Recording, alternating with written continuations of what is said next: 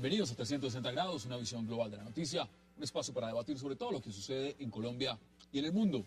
Y hoy 360 inicia hablando del caso de la senadora Piedad Zucardi, otra congresista con orden de captura por el escándalo de la parapolítica. La poderosa senadora del partido de la U, Piedad Zucardi, quien fue y se encuentra fuera del país, ha sido acusada por ex jefes paramilitares de haber tenido pactos con ellos para consolidar su poder político en años anteriores en Bolívar y en Sucre. ¿Qué pasa con el caso Zucardi y qué tan viva está la parapolítica? Ese será nuestro primer tema esta noche. Y nuestro segundo tema de debate será el aplazamiento por parte de las FARC de la liberación de 2 uniformados secuestrados, que dice esta organización fue culpa de los medios de comunicación. El operativo de regreso de los 2 policías quedó postergado porque, según las FARC, hubo seguimientos por parte de periodistas a la caravana del Comité Internacional de la Cruz Roja que iba por ellos. ¿Será esto cierto? ¿Será falso? ¿O simplemente una estrategia fariana? Ese será nuestro segundo debate esta noche. Y no se vayan, no se muevan, que ya en segundos empezamos con nuestros invitados.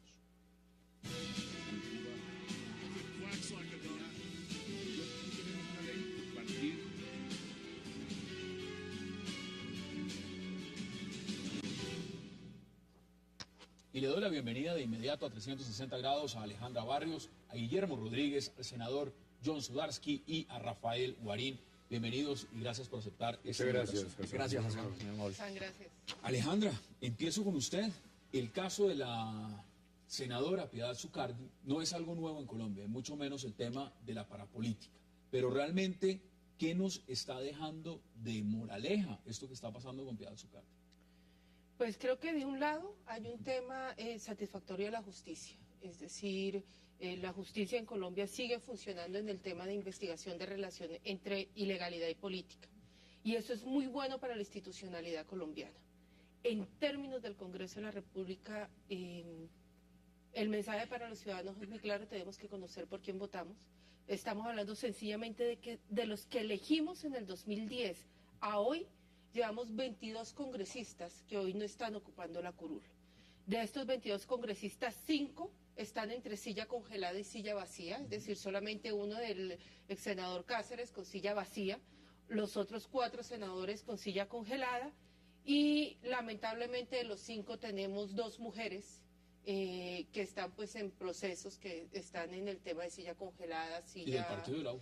Y del partido de la U. Aquí hay que decir, por supuesto, que la senadora Piedad Zucardi, ante la ley en este momento, es una persona inocente y que tendrá la posibilidad y el derecho fundamental de ir ante la Corte Suprema y presentar sus argumentos. Y hasta que no sea condenada, pues eso no le quita ni mucho menos. Pero sí es un caso que representa una estela muy difícil, muy oscura para el Congreso. Senador, ¿qué opina usted? Bienvenido. Muy buenas noches, muchas gracias por la hospitalidad. Digamos, uno puede tocar los casos individuales y los casos individuales son sobre los cuales la justicia actúa.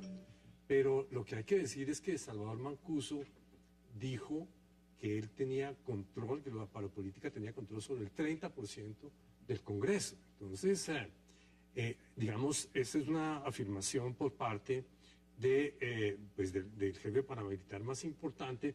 Ahora, esto es simplemente una consecuencia. A mí siempre de todo esto es que la noticia está por lo que aparece, evidente, pero no lo que hay detrás, que es la absoluta vulnerabilidad del sistema electoral.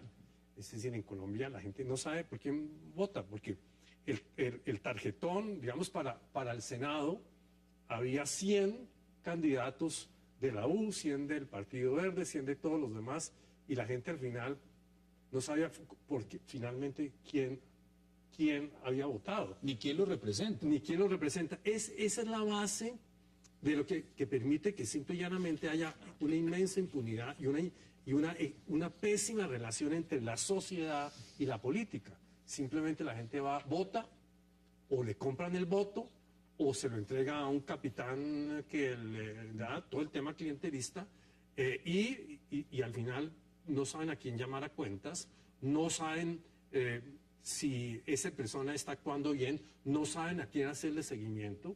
Y esto es una vulnerabilidad histórica muy constante. Es decir, Pero mire, usted pone unos puntos muy importantes, porque anoche, por ejemplo, dada la casualidad, estábamos acá sentados con el senador Camilo Romero, quien propone esa revocatoria al Congreso. Usted es una de las personas que propone un modelo electoral mixto, y ya nos va a explicar exactamente en qué corresponde. Pero también hay un tema, Rafael, y bienvenido, y tiene que ver mucho con las tradiciones políticas, porque es que acá lo que estamos viendo es que hay antecedentes.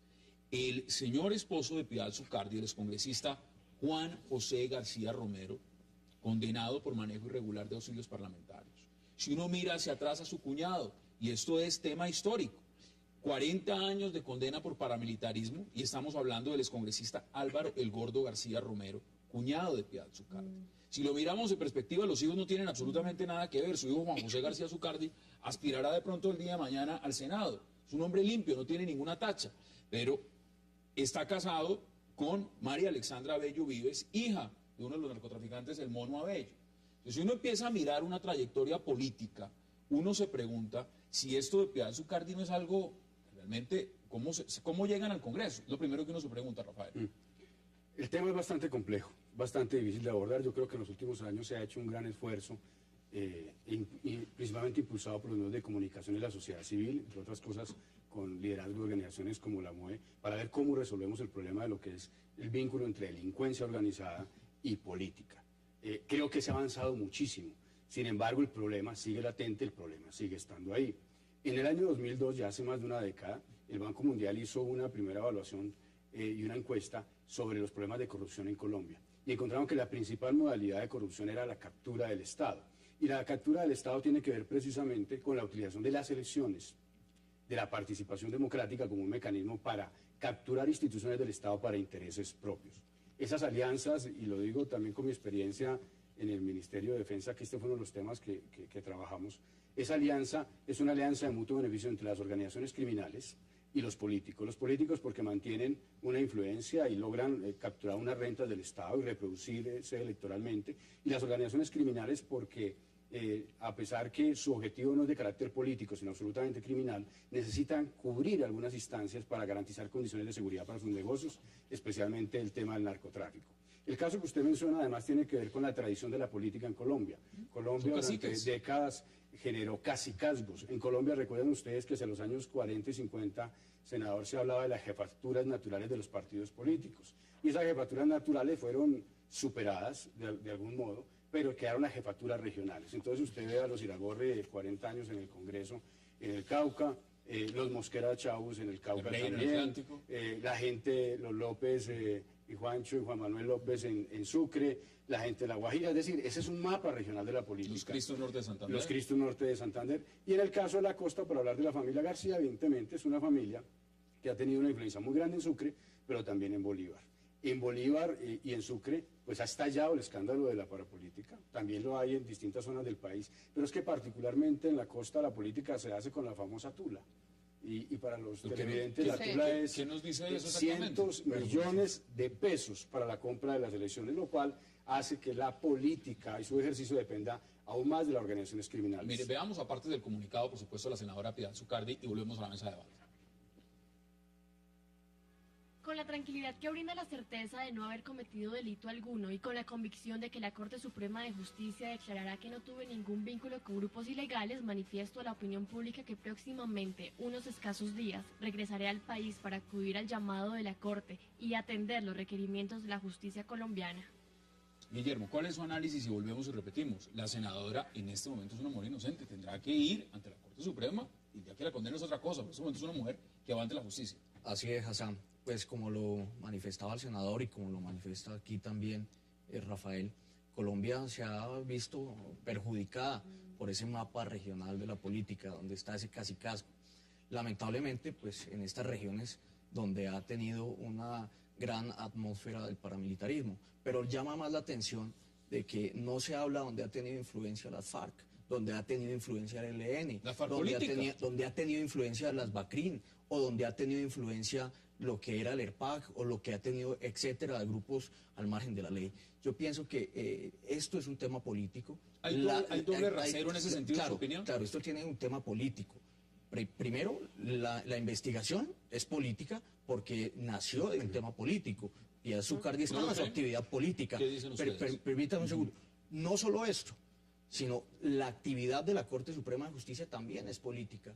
¿Por qué la decisión no la tomó el año pasado cuando la llamaron a ella en el primer llamamiento a indagatoria? ¿Por qué en un año ¿Qué electoral? dicen ustedes? Le voy a decir con toda la franqueza, todas las campañas políticas al Senado, por ejemplo, cuestan una fortuna. Están diseñadas así, porque usted finalmente termina con, como es la circunscripción nacional, usted tiene que conseguir voticos en todas partes, y es una campaña que cuesta, me lo confesaba uno modesto, que le cuesta 4.000 millones, Modesto. y uno menos modesto, pues que le costaba 10.000 millones. ¿Y de dónde sacan la plata? Pues una es de los paramilitares, pero en general se apoderan del Estado, ya lo dijimos acá y tal, y esto se hace con la total impunidad. El sistema electoral está diseñado de tal manera que para reproducirse políticamente usted tiene que usar el clientelismo y la corrupción. En ese sistema actual. En este sistema actual, el colombiano hoy en día con la cifra repartidora y con el voto preferente. Y esto es una tradición muy vieja que viene precisamente, el doctor ya mencionaba desde los 50, pero si uno va para atrás, eso va para siempre. Porque la relación patrón-cliente, el clientelismo vertical y tal y tal. Pero la pregunta que nos queda es, ¿con qué lo reemplazamos? Y su propuesta exactamente, algunos han dicho es una propuesta atrevida, difícil, es mixta. Explíquenos cómo es esa propuesta. La raíz de la propuesta es muy sencilla. Hoy en día el tarjetón es absolutamente confuso. Entonces, usted, digamos, lo que tiene que hacer es coger los departamentos. Voy a usar el ejemplo de la Cámara, pero después se puede generalizar igual para el Senado. Es dividir, digamos, Cundinamarca en territorios de 410.000 habitantes. La cifra sale de una fórmula, pero digamos para facilitar la explicación. Y en cada uno de esos territorios, cada partido inscribe un candidato. Entonces, el tarjetón es claro. Suscripciones uninominales. Suscripciones uninominales, como en Estados Unidos, como en Inglaterra y tal. Y al final usted, el que gana, ese señor representa los 410.000 habitantes. Esa porción. Esa porción. Entonces, eso digamos, esto es bastante evidente. Pasa en todos los lugares del mundo. Entonces, todo el mundo, los americanos tienen su congressman y los ingleses le escriben a su representante para que le ayuden en una cosa, y él tiene el deber de hacerlo, tiene que tener oficina. Entonces, la gente va a saber quién es su representante y va a saber además, si a través de procesos colectivos se define qué es lo que la gente quiere, pues saber, el representante también va a saber.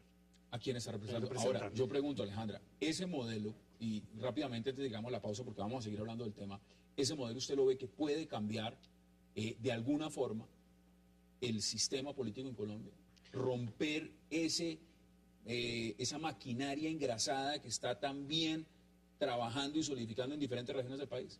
Pues la lógica sobre la que trae el senador Sudarsky es muy sencilla, y es por fin que los ciudadanos puedan hacer un llamado de cuentas directo a quien eligieron. Entonces, frente a cualquier mecanismo que lleguemos donde podamos decir, este es mi senador o este es mi congresista, y le puedo hacer un llamado de cuentas, puedo hacerles análisis de responsabilidad política y puedo tomar la decisión de cómo votar o si voto o no por esa persona, pues indiscutiblemente vamos a llegar a un mejor sistema. Hoy no hay forma de hacer control político a los miembros del Congreso, ni representantes de la Cámara, ni senadores de la República. Nosotros tenemos senadores, y yo sí creo que es muy importante pensar en lo siguiente.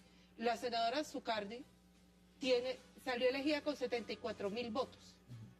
Es decir, el Senado, senadores de un país, tenemos representantes de la Cámara que están hoy en el Congreso con 8.500 votos entrando por reemplazos. ¿Qué nivel de representatividad hay ahí? Pero además, discutimos una reforma a la participación, a los mecanismos de participación política, y lo que saca el Congreso es precisamente lo que habíamos puesto en lo que se le pedía a los congresistas, que hicieran además una rendición de cuentas. Esa parte de rendición de cuentas la quitan y consideran que no le tienen que rendir cuentas a nadie, porque la lógica es como ustedes estaban señalando, es una lógica económica, empresarial, de clanes familiares que dominan lo local, y en esa medida no tengo que rendirle cuentas a nadie porque mi voto ya lo pagué. Vamos a hacer la pausa, inmediatamente volvemos con Rafael Guarín. Hagamos la pausa en 360 y ya regresamos.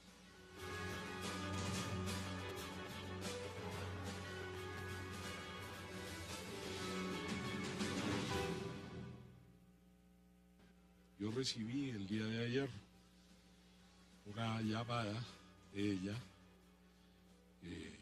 originaria de la ciudad de Panamá.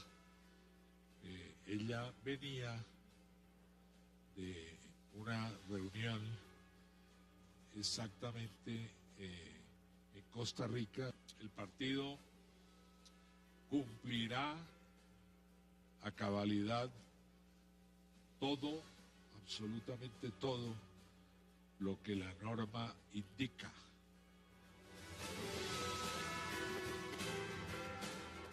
Regresamos a 360. Esas son las declaraciones del senador Iragorri, y le pregunto a usted, Rafael, porque muchas cosas se pusieron sobre la mesa, pero acá hay temas de fondo. Y temas de fondo es que ahí está el partido de la U. Y el partido de la U, según lo dicen muchos analistas, se le está dando muy duro a una baronesa que es Piedad Zucardi. Y lo que representa eso dentro de todo el contexto de Bolívar y, por supuesto, en lo que puede representar en la reelección, aspiración reeleccionista del presidente Juan Manuel Santos. ¿Cómo ve usted el escenario? Es que yo creo que la politiquería se ensañó con Bolívar, se ensañó especialmente con Cartagena. Recuerde que Javier Cáceres también se encuentra preso. Me parece que hay que darle todas las garantías del debido proceso a la senadora. Tiene que respetarse su presunción de inocencia, tiene que adelantarse la investigación con todo rigor para saber qué es lo que ha ocurrido. Aquí cabe que sus testimonios puedan ser manipulados por los paramilitares. Es que aquí se han manipulado testimonios de lado y lado, se han manipulado testimonios para señalar a políticos relacionados con los FARC o de relacionados con las FARC. Pero me parece que es aventurado y simplemente hipotético y especulación entrar en ese tema. Lo que hay que pedir a la justicia es que actúe con rigurosidad respetando los derechos de la senadora, que es a lo que cualquier colombiano tiene derecho. Si me permite, senador, lo que quiero resaltar aquí es lo siguiente. Sí se ha avanzado por parte de la justicia en descabezar a individuos vinculados con el crimen, pero los aparatos siguen ahí. Usted captura al senador, captura al representante, pero la pirámide política en las regiones que funciona de manera sincronizada, de concejales, de diputados, de empresarios, de contratistas, está intacta. Entonces usted quita uno y pone otro, quita uno y pone otro y el fenómeno sigue ahí. Es el sistema. Dos cosas adicionales. La proporcionalidad me parece, senador, que es un tema que habría que discutir en su propuesta. Creo que está bien orientada, creo que habría que tener en cuenta el tema de la proporcionalidad, que es la crítica que se hace desde la academia a ese tipo de circunscripciones uninominales. Y lo último es que esto efectivamente es un golpe muy duro para el presidente Santos. La senadora era un riñón del presidente Santos. Mire, antes de ir con Guillermo, deme cifras, Alejandra, porque cuando uno ve las cifras entiende más el contexto. Por ejemplo, cuando hablamos de estos congresistas que han sido condenados por parapolítica, que ya no están en el Congreso, y sumamos esas votaciones, ¿eso cuánto nos da? Mira, los 22 congresistas que tengan por inhabilidades o que están en silla congelada, silla vacía, estamos hablando de 983.000 votos. Casi 1 millón de votos. Casi 1 millón de votos. Y para ponerlo en proporción para los que estamos viendo este tema es, el Polo Democrático sacó 824.000 votos. O sea, menos que esos 20, todo el Polo menos que esos 22 Toda congresistas. la bancada del Polo, que está hoy sentada, sacó 824.000 votos. Cambio Radical, 861.000 votos. El PIN, 892.000 votos. Es decir, los ciudadanos que fueron y pusieron las votaciones para estos representantes a la Cámara y senadores ya no tienen representación y es casi 1 millón de ciudadanos. Son votos a la caneca. Que fue a la cárcel. A la cárcel, sí. Son votos que se dan a la cárcel o votos que quedan por fuera del ejercicio político por inhabilidades o incompatibilidades. Ahora cuénteme algo, senador, porque también es importante verlo en coyuntura. Cuando hablamos del voto en blanco, ¿qué pasa en la Cámara, por ejemplo? No, el voto en blanco, pues, digamos, es una manera de votar. O votos anulados, votos anulados. Pero, digamos, en las elecciones de 2010 hubo 2 millones de votos anulados a la Cámara de Representantes. Es decir, que quedaron mal marcados porque simplemente es dificilísimo manejarlo. 2 millones. 2 millones. Y hubo 700.000 que no se marcaron. O sea, la gente entró y no supo qué hacer. Estamos hablando de 900.000 que se perdieron aquí, estamos hablando de casi 3 millones de votos que la gente votó y no eligió porque simplemente fueron o no marcados o cancelados. Yo quiero, digamos, aquí, digamos, obvio el tema del paramilitarismo y, digamos, hay que castigarlo y hay que perseguirlo y la justicia está avanzando y lo está haciendo. ¿Y la FARC política? Pero yo me hago una pregunta más general. No, la FARC política igual, pero la pregunta que me hago yo es la siguiente. ¿Qué pasa con un senador que captura la Secretaría de Adecuación de su departamento y lo utiliza, nombra profesores analfabetas. Y su departamento es uno de los departamentos que tiene menor cubrimiento en educación, en bachillerato completo, en el sector rural, que es la base del posible desarrollo del sector rural. Ese señor que se apropia del Estado para, a través de un proceso absolutamente clientelista, volverse a reelegir, porque imagínese, manejar usted la Secretaría de Educación de un departamento, esos son miles de profesores y miles de familias y miles de estudiantes y miles de votos. Pues es igual Entonces, subdesarrollo. ¿quién es más culpable?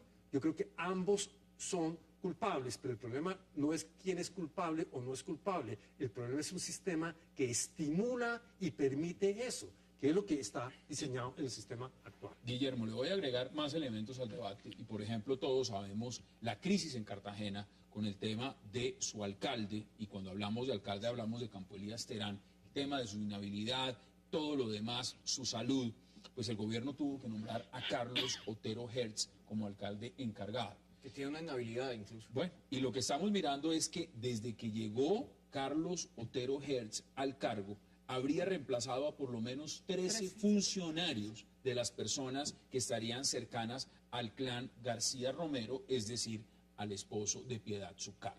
Pues, Cuando hablamos en esta coyuntura, ¿qué es lo que estamos viendo? ¿Se están resolviendo los problemas o se están agregando más problemas a los problemas? pues, yo considero que la estampida que empezó desde el año 2006 con la parapolítica, cuando fue esto escandaloso de ver, en ese momento yo me encontraba en la Dirección Nacional del Partido Conservador y tenía que ver el desfile de parlamentarios todos los días asustados porque los iban a coger presos y pues ¿qué hacían?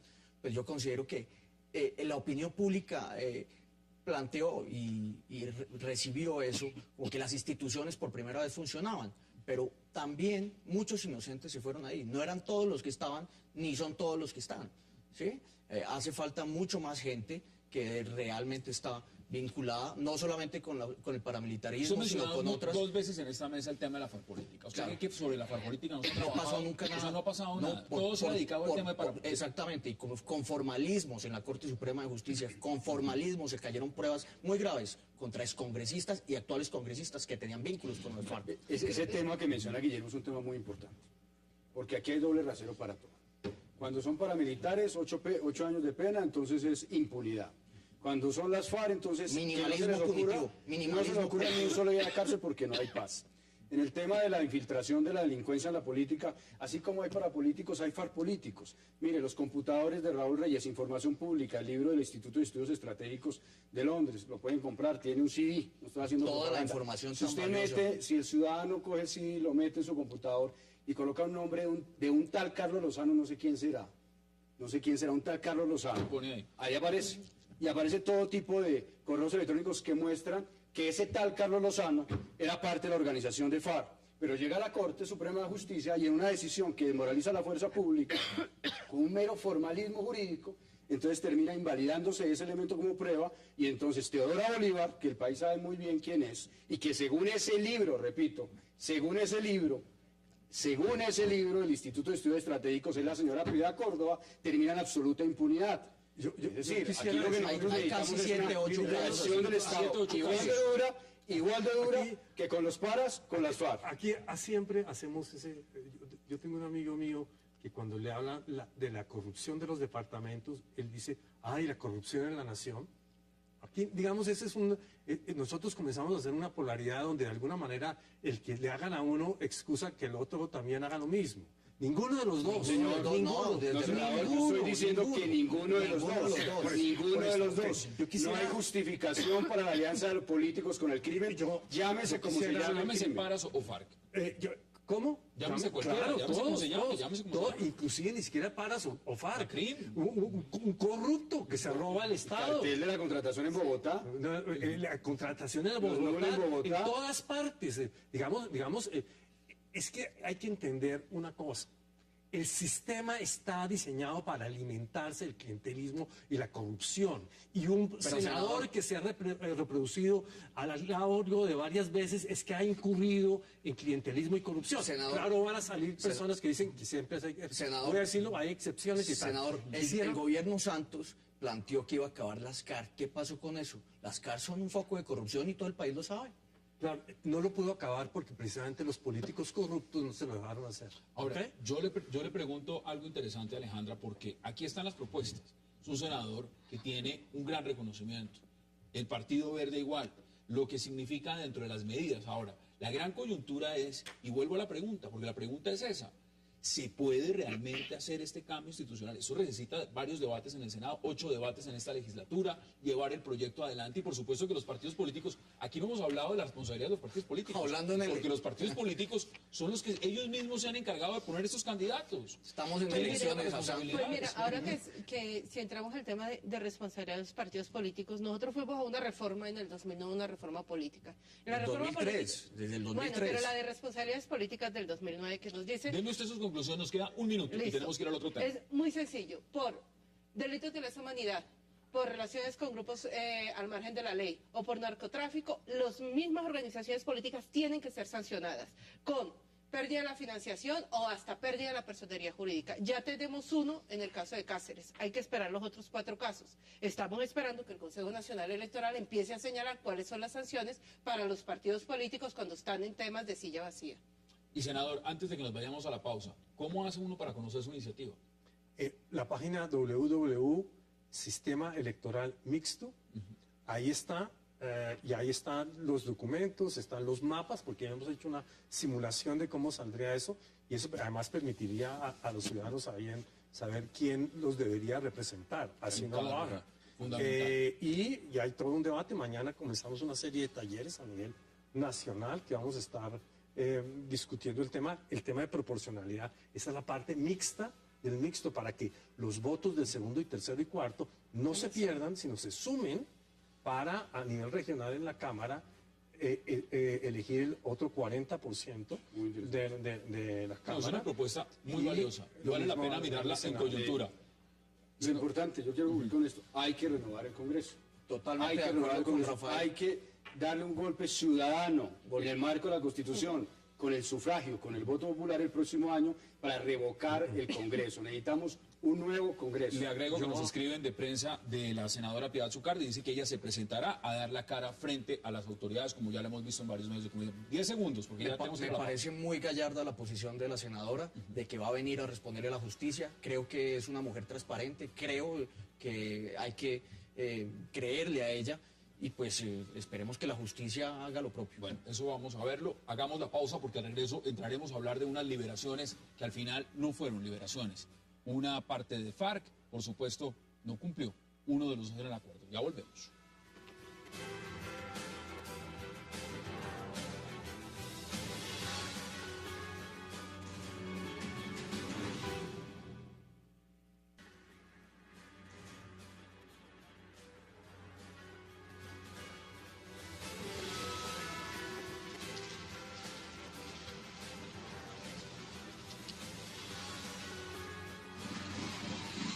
Regresamos a 360 grados y estamos viendo ya imágenes de lo que fueron esas, bueno, no fueron liberaciones, se esperaba que se dieran las liberaciones de estos 2 policías secuestrados por las FARC, pero no se dieron. Y lo que queremos debatir, por supuesto, es lo que eso ha significado. Rafael, uno ve las imágenes, pero también ve los argumentos. Y los argumentos han dicho que esto no se dio, por supuesto, desde el punto de vista del Comité Internacional de la Cruz Roja y de Piedad Córdoba, por los acosos de la prensa. ¿Usted cómo ve esas explicaciones? Pues varias cosas. Primero se ratifica que Telesur es el canal oficial de las FARC. Siempre que hay un hecho de espectáculo mediático, para mandar un mensaje, que es finalmente lo que busca cada acción terrorista, terrorismo es comunicación fundamentalmente, está Telesur, o está un medio de comunicación de alguna manera afín a las FARC. Hoy estaba Telesur, llegaron periodistas que no estaban en el guión, en el libreto. Efectivamente, una aglomeración de periodistas sin medidas de seguridad para atender a la situación implica un riesgo de una infiltración, de una acción violenta. En eso fue prudente no realizar la liberación. Sin embargo, creo que no es solo eso, Hassan. Lo que yo creo es que a la FARC les interesa es dramatizar, poner en escena una situación que le manda al mundo un mensaje. Porque una cosa es lo que vemos los colombianos, que conocemos a los terroristas, a los criminales y a los mentirosos de las FARC, y otra cosa es lo que se ve en el mundo. En el mundo lo que se ve y lo que vende las FARC, y lo que va a vender mañana o pasado mañana cuando se realice la liberación con los videos y los mensajes, es que es una organización con fuerte presencia territorial que fueron capaces de secuestrar para ellos, tomar como prisioneros de guerra, en su lenguaje, 2 soldados, 2 policías y 1 soldado, y que además tienen la generosidad como demostración de voluntad de paz, elemento de propaganda de su discurso, de liberarlos. Eso es lo que hay detrás de todo esto. Senador, ¿cómo lo vio usted y cómo lo vio? Porque, por supuesto, la frustración de que no hayan estado liberados esos 2 policías es muy grande. Yo creo que todos estos eventos son bastante irrelevantes frente a lo que está pasando. El presidente le pidió a los colombianos templanza y, digamos, estos son eventos que van sucediendo. Aquí no hubo en ningún caso cese al fuego por parte del ejército ni de las FARC. Entonces, cuando usted no hay cese al fuego, pues pasa todo lo que está pasando, y que sí, que es publicitario, que todo lo demás, pero eso no es muy relevante frente al tema sustantivo de qué va a salir del acuerdo para hacer la paz. Yo creo que nosotros nos concentramos demasiado en el proceso y no el tema sustantivo. Ya me parece que lo que los colombianos deberíamos estar mirando es el tema sustantivo de lo que va a salir del acuerdo de paz. Yo creo que viene el tema de la participación política. Así es. El tema de la participación política es el más álgido, y mi pregunta es si la FARC va a hacer una propuesta de participación política para la FARC o para resolver los problemas de participación política de todos los colombianos. Alejandra, en lo que eso significa, algunos critican fuertemente la posición de las FARC, dicen que esto es un circo mediático, dicen que esto es una oportunidad mucho más no de avanzar en las negociaciones, y que además esto demuestra que no hay voluntad. Ya vamos a mirar lo que pasó también con los 7 soldados que fueron asesinados. ¿Cuál es su perspectiva? Pues yo voy a retomar lo que está diciendo el senador. Lo primero que tenemos que tener claro es que estamos haciendo un proceso de negociación en La Habana en medio del conflicto. Aquí las 2 partes siguen enfrentadas y siguen enfrentadas militarmente. Aquí no se ha roto ninguna tregua, ni se han utilizado o se han salido de ningún libreto. Eso era lo que se esperaba y fue lo que el presidente nos dijo. Vamos a negociar, pero en medio del conflicto. Lamento por las familias y por los secuestrados profundamente que no los hayan logrado liberar. Pero también creo que lo que tenemos que empezar a discutir es cómo va a ser esa representación política o esa reinserción política que podría estar planteando la FARC en la mesa de negociación.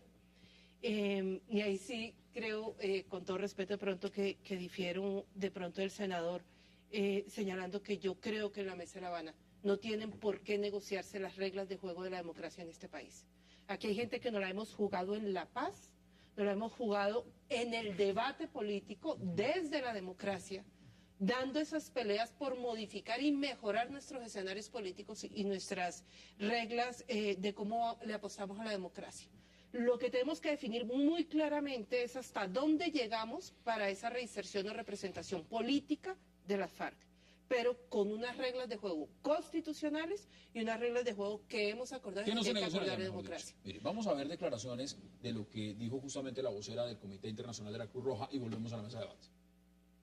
Como dijimos, ya respetamos la libertad de prensa, pero este tipo de operaciones necesitan un espacio humanitario seguro y discreto, y razón por la cual tuvimos que suspender la operación. Fuimos informados por colombianos y colombianas por la paz. Ellos recibieron la información que la operación estaba suspendida, y obviamente lamentamos esta situación. Pero quisiéramos tener un mínimo de espacio para poder también actuar para el bien de las personas. Guillermo, ¿cuál es su posición? Yo considero que la FARC está haciendo lo mismo que hizo en su momento con Romeo Langua, está haciendo el mismo ejercicio mediático, un tire y afloje entre el gobierno y entre la subversión, hay, no hay, queremos, no queremos, para vender ese mensaje a la comunidad internacional, a la opinión pública nacional, y pues el día de mañana posicionarse que tiene efectivamente ese control ¿Dónde militar. queda lo que dice el senador Suárez, que es uno de los temas, por ejemplo, que se puede mirar desde varias aristas? Y dice, mira, aquí lo importante no es esto. Esto igual sabíamos de una u otra manera que iba a pasar.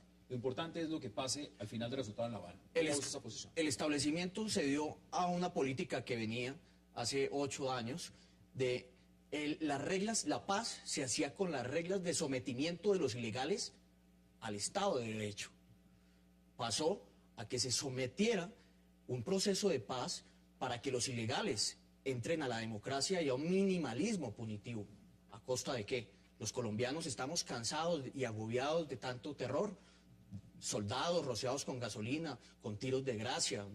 Colombia no puede más. No se puede frente al argumento de decir, esto es la guerra y estamos en la guerra. Es que aceptar un momento, Rafael, sí. Aceptar que estamos en conflicto fue el boquete para esto.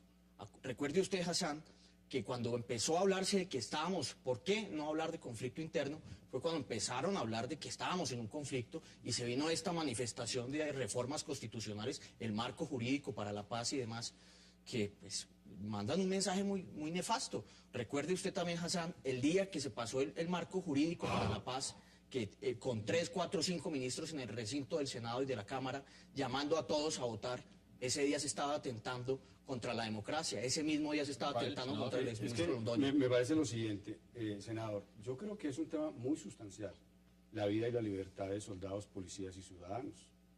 Yo creo que es un tema sumamente sustancial, ese no es un tema secundario.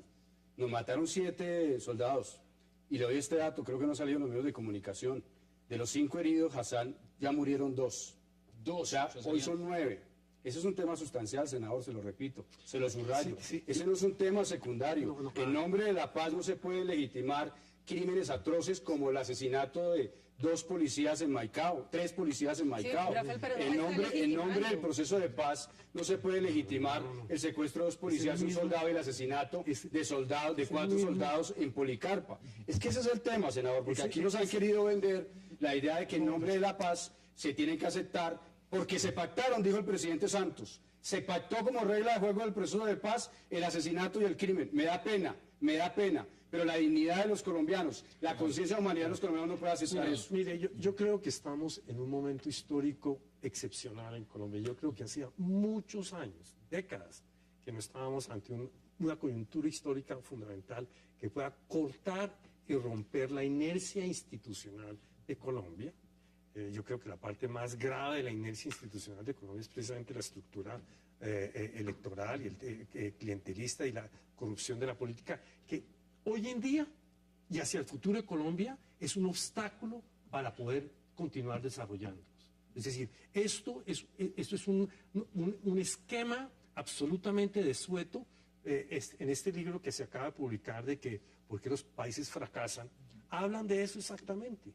Hablan de ese momento y de los momentos, digamos, excepcionales. Y en ese mismo libro hablan del tema que acabamos de mencionar nosotros. Dice Robinson y Acemoglu dicen, en Colombia, por lo que podemos observar, no se va a romper un proceso de una clase política extractiva que se dedica a, como una sanguijuela, consumir los recursos del Estado, y no solo eso, sino que impide que en el proceso administrativo logren implementar los problemas, por ejemplo, para salir de la pobreza. Entonces, ¿pero eso qué tiene que ver con el tema, senador? Claro que tiene que ver. Aterrícemelo. No, se lo voy a aterrizar. Yo creo que esta es una oportunidad para que Colombia pueda hacer una reforma profunda. Pero es que las reformas son en democracia, como dijo Alejandra Barros acá. Eso después... eso después no, senador. La FARC no tiene ninguna legitimidad con sus crímenes de lesa humanidad, con narcotráfico, con crímenes de guerra, violando niños, enseñándolos a matar, de proponer reforma política alguna en este país. Eso hay que tenerlo claro.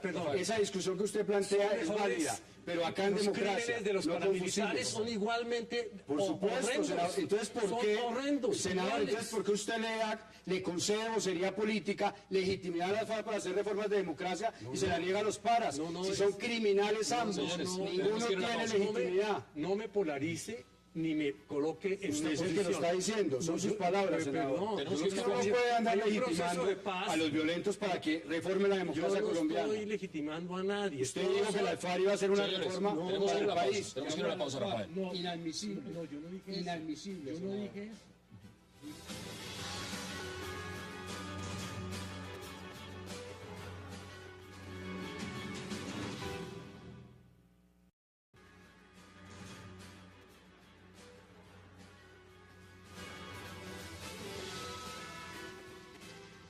Regresamos a 360. Alejandra, usted quería intervenir también. Tiene la palabra. Sí, Hassan, es que yo creo que es precisamente este el centro de la discusión. Es decir, el centro de la discusión es como colombianos y como sociedad. En un proceso de negociación donde creo que la mayoría tenemos un optimismo moderado, sobre todo moderado, podemos avanzar hacia unos acuerdos para ver si dejamos de matarnos antes de que la guerra se termine por la eliminación completa del contrario, sin saber cuál va a ser el contrario. Y es ahí precisamente donde tenemos que empezar a discutir los colombianos es ese tránsito a la representación o a la participación política que pueden hacer desmovilizados, ¿cómo se tendría que dar? ¿Con delitos de lesa humanidad? ¿Vamos a aceptar que personas que han cometido delitos de lesa humanidad puedan tener acceso a la política? Sí, ¿Sí o no? que lleguen No al estoy Congreso, diciendo que sí o no, estoy diciendo, esa es una de las preguntas que tenemos que resolver en debate y en democracia. Vamos a tener unas circunscripciones especiales, eso no es nuevo en Colombia, tenemos circunscripción especial de minorías, pueden haber unas circunscripciones especiales para la paz en el Congreso, eso ya pasó, ya se había propuesto además. ¿Va a haber unas circunscripciones, una representación especial en lo local o no? Es decir, son esos temas los que tenemos que discutir y ojalá en un debate muy amplio donde lo podamos poner sobre Pero la en mesa. este momento se está haciendo en una mesa cerrada. Y Sí, se está pero- haciendo en un espectro también. Pero que de si una la u otra paz forma la lo ha logramos planteado en el gobierno. noviembre, pensando en los cronogramas del presidente, porque es lo único que tenemos, las elecciones son en marzo. Y después vienen elecciones presidenciales. Y ahí es donde tenemos que tener más o menos resuelto. No más o menos, tenemos que tener resuelto cómo va a ¿Y ser usted cree que va a estar esa resuelto para esa participación. fecha? Pues yo creo que tenemos que empezar, y por eso tenemos que empezar ya a debatir esos temas. Es cómo vamos a resolver esos temas, porque eso no es un decreto presidencial. ¿Dónde sí se toma la decisión? En el Congreso de la República. Gústele a quien le guste. Es en el Congreso de la República donde van a tomar la decisión si hacen reformas constitucionales para crear circunscripciones especiales o no. O si hacen procesos especiales para entregar personerías jurídicas. Aquí no podemos reeditar el tema de la UP.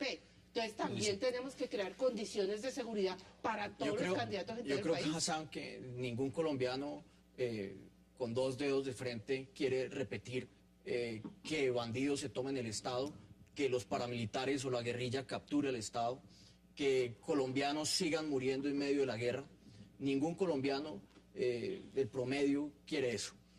Pero lo que sí queremos es tener claro que si hay un proceso de paz, que tienen que haber unas condiciones mínimas. Aquí vino un grupo de expertos de Sinn Féin, de Irlanda del Norte, que en su momento fueron militantes del IRA, a plantearle o a comentarle al presidente de la República sus experiencias en virtud del acuerdo de Belfast y demás.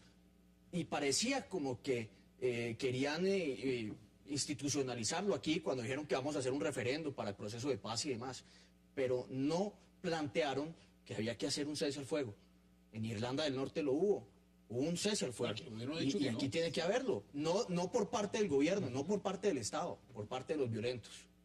Por parte de los violentos. Pero, digamos, en esa condición se acabaría el proceso mismo. Entonces, esa es una condición que uno puede poner en abstracto, pero acaba con el proceso. Eso es inaceptable. Pero es que, para- senador, el proceso Mire, inició mire, con mire, menos eso es actos inaceptable. violentos de los que hay hoy. No, pero es que Habían menos actos violentos antes de iniciar la Habana. Uno no puede poner condiciones que son inaceptables. Entonces para tenemos una que de las volver a ver las partes. delicias, No, tenemos que volver a ver no, pescas no, milagrosas, no, no, tenemos que no, volver a ver creo que no lo collares estamos bomba que viendo, tenemos que ver.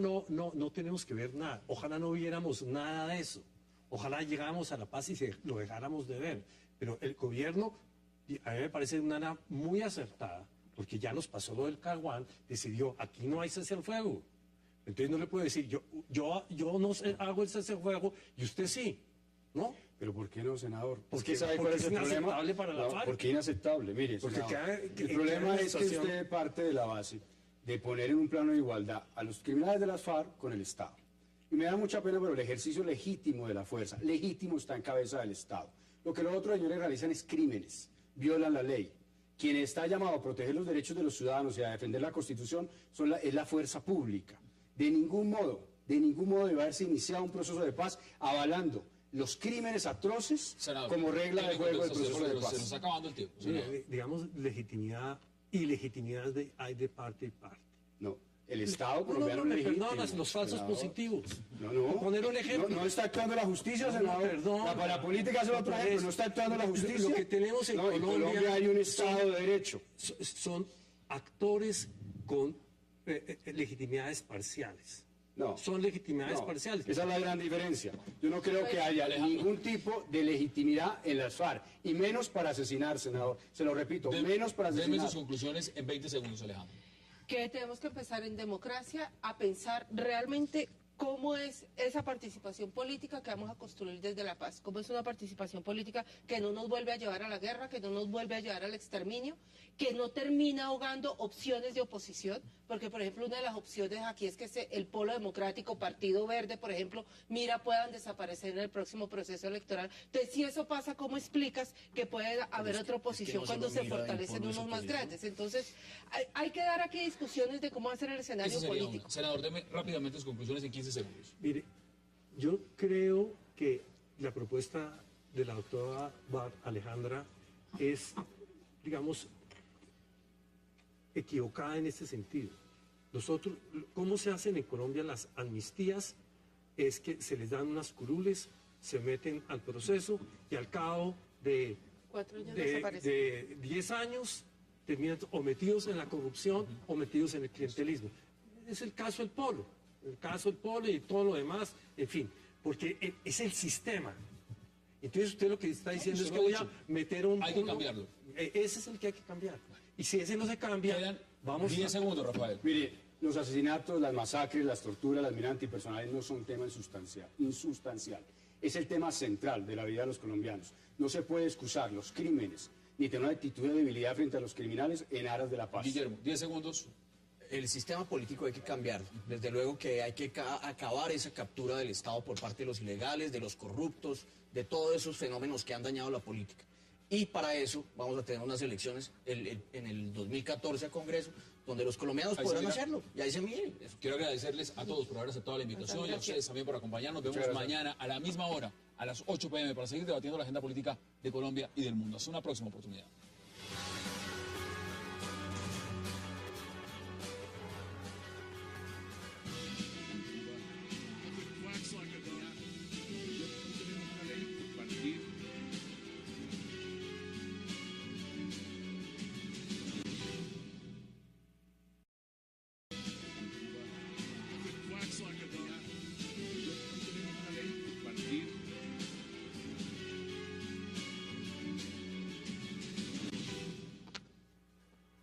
Bienvenidos a 360 grados, una visión global de la noticia, un espacio para debatir sobre todo lo que sucede en Colombia y en el mundo. Y hoy 360 inicia hablando del caso de la senadora Piedad Zucardi, otra congresista con orden de captura por el escándalo de la parapolítica. La poderosa senadora del partido de la U, Piedad Zucardi, quien fue y se encuentra fuera del país, ha sido acusada por ex jefes paramilitares de haber tenido pactos con ellos para consolidar su poder político en años anteriores en Bolívar y en Sucre. ¿Qué pasa con el caso Zucardi y qué tan viva está la parapolítica? Ese será nuestro primer tema esta noche. Y nuestro segundo tema de debate será el aplazamiento por parte de las FARC de la liberación de 2 uniformados secuestrados que dice esta organización fue culpa de los medios de comunicación. El operativo de regreso de los 2 policías quedó postergado porque según las FARC hubo seguimientos por parte de periodistas a la caravana del Comité Internacional de la Cruz Roja que iba por ellos. ¿Será esto cierto? ¿Será falso? ¿O simplemente una estrategia fariana? Ese será nuestro segundo debate esta noche. Y no se vayan, no se muevan, que ya en segundos empezamos con nuestros invitados.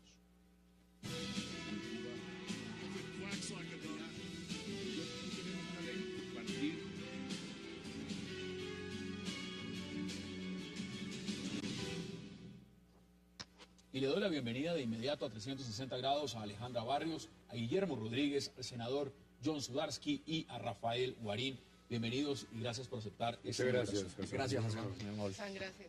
Alejandra, empiezo con usted. El caso de la senadora Piedad Zucardi no es algo nuevo en Colombia, mucho menos el tema de la parapolítica. Pero realmente, ¿qué nos está dejando de moraleja esto que está pasando con Piedad Zucardi? Pues creo que de un lado hay un tema satisfactorio de la justicia, es decir, la justicia en Colombia sigue funcionando en el tema de investigación de relaciones entre ilegalidad y política. Y eso es muy bueno para la institucionalidad colombiana. En términos del Congreso de la República, el mensaje para los ciudadanos es muy claro, tenemos que conocer por quién votamos. Estamos hablando sencillamente de los que elegimos en el 2010 a hoy, llevamos 22 congresistas que hoy no están ocupando la curul. De estos 22 congresistas, 5 están entre silla congelada y silla vacía, es decir, solamente uno del ex senador Cáceres con silla vacía, los otros 4 senadores con silla congelada y lamentablemente de los 5 tenemos 2 mujeres que están pues en procesos, que están en el tema de silla congelada, Y del partido de la U.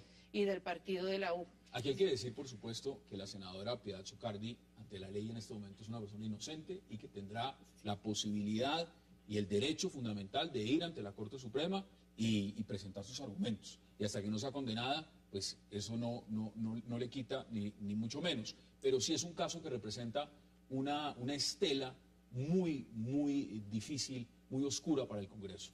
Senador, ¿qué opina usted y bienvenido? Muy buenas noches, muchas gracias por la hospitalidad. Digamos, uno puede tocar los casos individuales y los casos individuales son sobre los cuales la justicia actúa. Pero lo que hay que decir es que Salvador Mancuso dijo que él tenía control, que la parapolítica tenía control sobre el 30% del Congreso. Entonces, digamos, esa es una afirmación por parte del jefe paramilitar más importante. Ahora, esto es simplemente... Al Congreso. Usted es una de las personas que propone un modelo electoral mixto y ya nos va a explicar exactamente en qué corresponde. Pero también hay un tema, Rafael, y bienvenido, y tiene que ver mucho con las tradiciones políticas, porque es que acá lo que estamos viendo es que hay antecedentes. El señor esposo de Piedad Zucardi, el excongresista Juan José García Romero, condenado por manejo irregular de auxilios parlamentarios. Si uno mira hacia atrás a su cuñado, y esto es tema histórico, 40 años de condena por paramilitarismo, y estamos hablando del excongresista Álvaro El Gordo García Romero, cuñado de Piedad Zucardi. Si lo miramos en perspectiva, los hijos no tienen absolutamente nada que ver. Su hijo Juan José García Zucardi aspirará de pronto el día de mañana al Senado. Es un hombre limpio, no tiene ninguna tacha, pero está casado con María Alexandra Abello Vives, hija de uno de los narcotraficantes, el Mono Abello. Entonces, si uno empieza a mirar una trayectoria política, uno se pregunta si esto de Piedad Zucardi no es algo realmente, ¿cómo llegan al Congreso? Es lo primero que uno se pregunta, Rafael. El tema es bastante complejo, bastante difícil de abordar. Yo creo que en los últimos años se ha hecho un gran esfuerzo, principalmente impulsado por los medios de comunicación y la sociedad civil, entre otras cosas con liderazgo de organizaciones como la MOE, para ver cómo resolvemos el problema de lo que es el vínculo entre delincuencia organizada y política. Una consecuencia. A mí siempre de todo esto es que la noticia está por lo que aparece evidente, pero no lo que hay detrás, que es la absoluta vulnerabilidad del sistema electoral. Es decir, en Colombia la gente no sabe por quién vota, porque el tarjetón, digamos, para el Senado, había 100 candidatos de la U, 100 del Partido Verde, 100 de todos los demás, y la gente al final no sabía finalmente quién había votado. Ni quién lo representa. Ni quién lo representa. Esa es la base de lo que permite que simple y llanamente haya una inmensa impunidad y una pésima relación entre la sociedad y la política. Simplemente la gente vota, o le compran el voto, o se lo entrega a un capitán que le da todo el tema clientelista, y al final no saben a quién llamar a cuentas, no saben si esa persona está actuando bien, no saben a quién hacerle seguimiento. Y esto es una vulnerabilidad histórica muy constante. Es decir, pero mire, usted pone unos puntos muy importantes, porque anoche, por ejemplo, dada la casualidad, estábamos acá sentados con el senador Camilo Romero, quien propone esa revocatoria